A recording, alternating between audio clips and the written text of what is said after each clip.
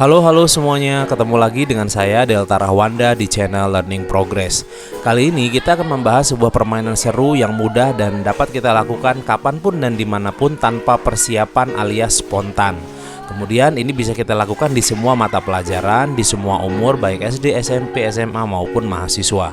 Nah, yang pertama kita bisa lakukan adalah ajak siswa kita untuk membuat lingkaran seperti ini dengan menggunakan tempat duduknya juga ya. Jadi harus duduk di tempat duduknya. Berdiri juga boleh, tapi saya sarankan menggunakan tempat duduk membentuk setengah lingkaran ataupun lingkaran seperti ini.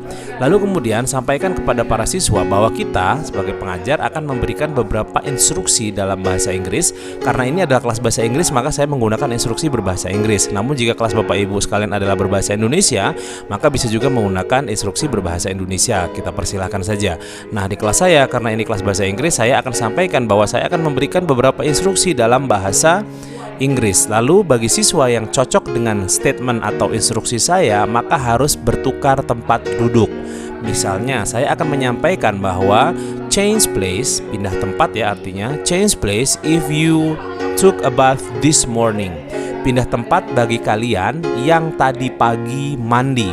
Maka siswa yang tadi pagi mandi itu harus berpindah tempat atau bertukar tempat. Contoh yang kedua instruksinya misalnya change place if you are wearing shoes.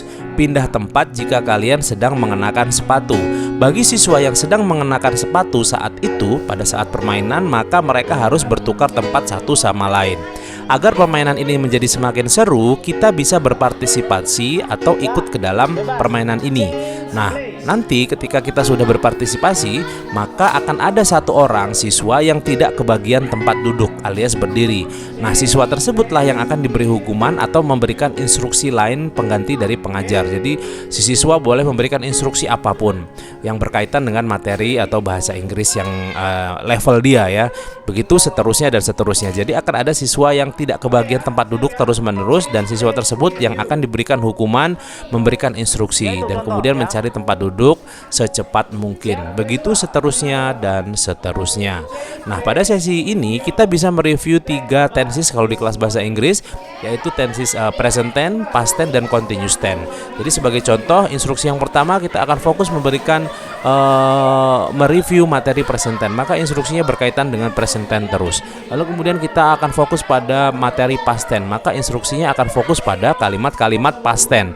Lalu kemudian instruksinya akan fokus pada kalimat tenses present continuous tense. Maka kalimat-kalimat yang kita sampaikan itu adalah kalimat-kalimat present continuous tense. Begitu seterusnya. Silahkan dicoba di kelas Bapak Ibu sekalian. Kelas ini akan sangat seru dan menyenangkan. Bisa kita gunakan kapanpun dan dimanapun. Berikut adalah simulasi yang saya kerjakan di kelas saya.